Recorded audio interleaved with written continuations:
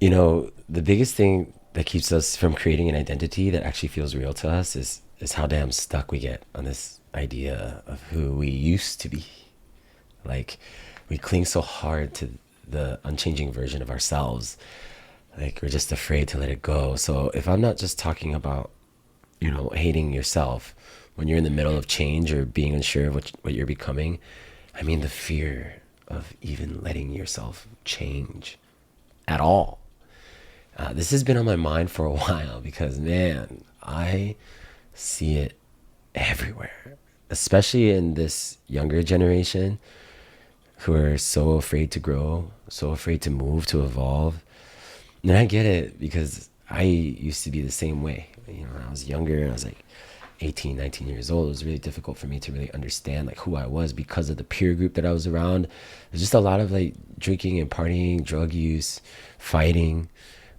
Everybody was just lost. And then from that, we build a lot of shame around us and guilt because we know we shouldn't be doing that. We know we should be like being more ambitious with our time, like where we're at. So anyway, for the longest time, I was holding myself back, thinking, I had it figured out in a way.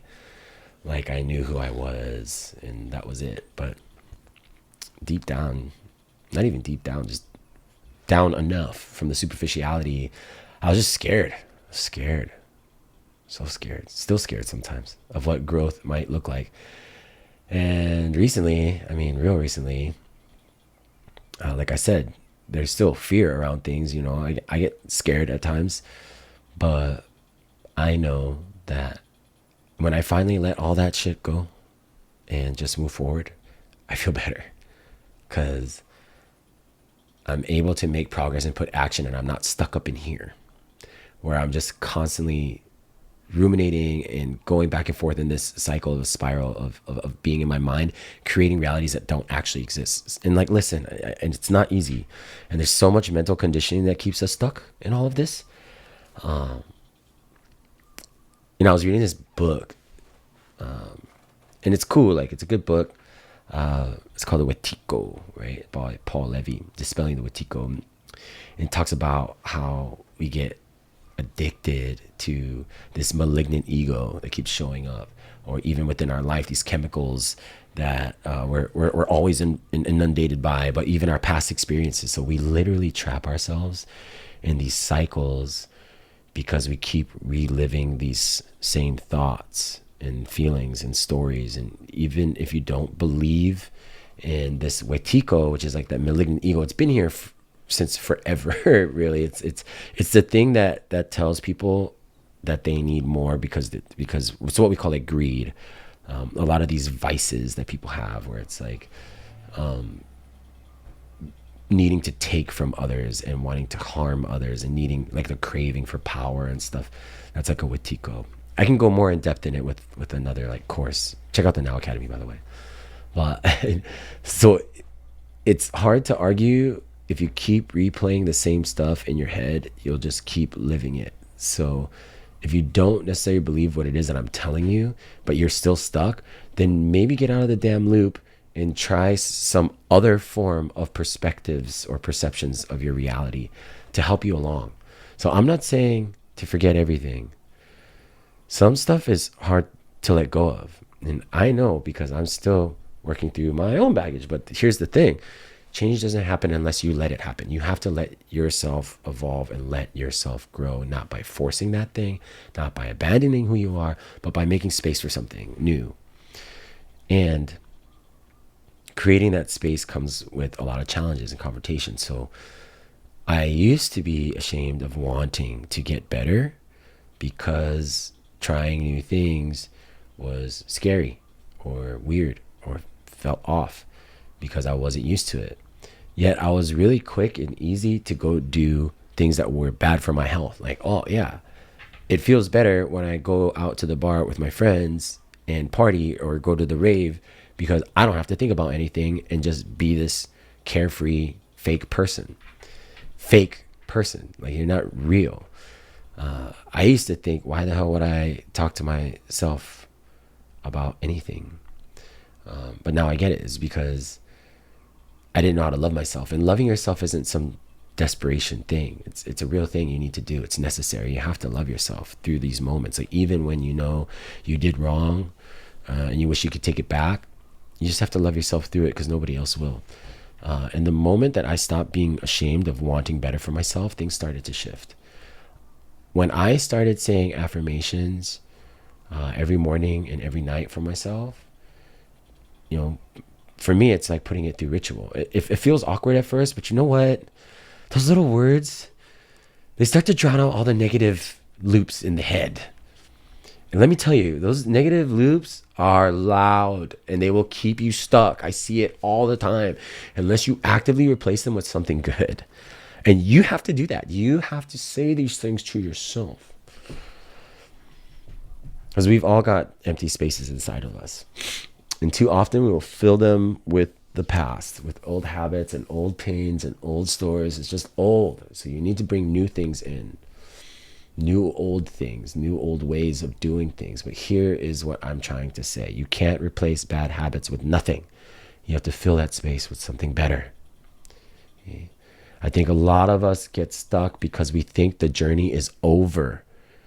And I see this with younger people all the time too. It's as if like you're 18, 19 years old, that you've suddenly got it all figured out and you've experienced enough life to where you're making decisions that ultimately like seal your fate at such a young age. It's like, don't get stuck in that. The journey is not over. You get to be you get to be my age one day. You'll be uncle status, and I know we like to tell ourselves like this is just who I am now, or like this, I want to be someone else. Like that's bullshit, man. Getting comfortable, you're getting comfortable, and that's a trap. Comfort is a trap. Nothing good comes from comfort other than relaxing and sleeping. Other than that, it weakens the body, weakens the mind, and diminishes the soul. Comfort is a trap. And like, we need comforts. We do. I like a hot shower. I like having, electric stove. You know what I mean? I like to chop wood and carry water too, but that shit ain't comfortable. But anyway, I'm off track. The kind of comfort that makes you feel whole, not the fake kind where you're running towards it because you're avoiding your own pain, or you're avoiding having that tough conversation with yourself. So you're looking for comforts in the bottle. You're looking for comforts in the pill, in the fucking needle, like whatever it is. That comes from staying the same, because that's easier to go get inebriated or to go chase after, this girl or this boy, because it distracts you. People are distractions. Food is distractions. So it's not that you need to be extra rigid with yourself, but you need to tell yourself that it's not supposed to be comfortable. You have to tell yourself that it's not meant to be easy, so you can let yourself grow. Let yourself change while you're still in process, not just starting over every time at the beginning and not just hoping to get to the destination. You have to be a part of the journey and be present moment to moment every time. That's where it gets real. That's where the magic happens, when you can actually feel the change and the growth in you, through you, and other people will respond, because your internal environment and the way that you hold yourself and speak to yourself will then translate to how others reflect it back to you. So I've been pushing myself too lately, step out of my comfort zone, hence this video. Just putting my thoughts and my words out there so that somebody out there, whoever it is, can receive this and really tap in and use it. I hope that what I'm saying gives you the ability to change the perception of who you are, right?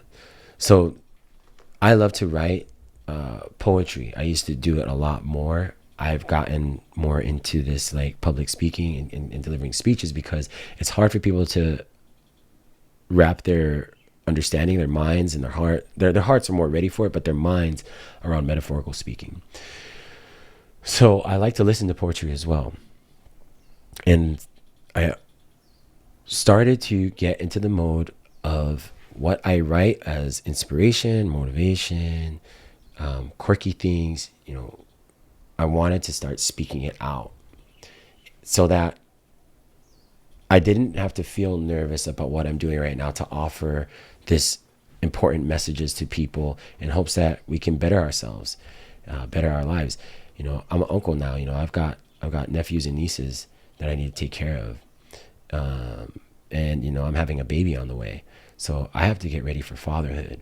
And so this is my attempt to help those of you out there, if you are in any way like myself, where I'm my harshest critic, I would say this: keep going. Don't stop, especially if you're making progress and if you're looking to develop yourself into a better version, that people like to say, or at least getting yourself out of the muck or the rut that you're in. Return to this video and listen more, because it's not about being perfect. It's not about proving to anybody else but yourself that you can show up even when you're afraid, or even when you know it's hard. That's what this is about. You have to show up for yourself. You have to show up for your loved ones. Even if they don't understand or know what it is that you're doing, you gotta love yourself through it. And you have to have faith. And you gotta take risks. You just have to. Even if your heart breaks, you can't be afraid of getting your feelings hurt. That's the biggest thing. It's like your feelings are getting hurt. Love yourself enough to let go of those parts of you that are not helping you succeed and getting you to where you want to be. There's so much I can say about that, but it doesn't really matter if I can tell you something like this, loving yourself enough, let go of those parts of you that just aren't working. And I'm telling you, it's so worth it, and you can go, and I'm here, I'm cheering you on, I'm right there with you. This isn't bullshit. I'm telling you what I say to myself, because I'm loving myself too right now, just by explaining this and expressing this to you on YouTube. So again, listen, I'm not saying that you need to throw your whole life away from the past and start over. I'm saying you just need to let it go of the pieces that are preventing you from really achieving and receiving what it is that you want, because you can't just let your life go. But you can let things die so that new life can grow. And you deserve to flourish. You deserve to live. And it starts with making space for change.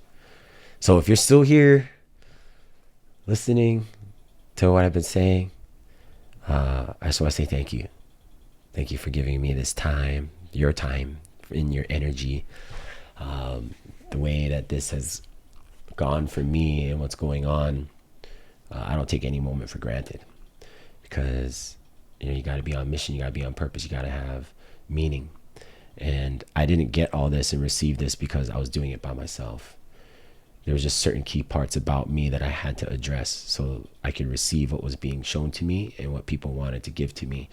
And I had to be proactive in my life and ask the questions and do what was necessary for myself, because everybody really truly wants me to succeed and to win. And I really truly, whoever you are, want that for you. So just keep letting yourself grow as you let things go. Keep letting yourself change. And don't be afraid to love who you are becoming, because you have so much more inside of you than you even realize. So keep going. That's what my mother would always say. Keep going. Don't stop. You got it. Here's to your health, happiness, and your harmony.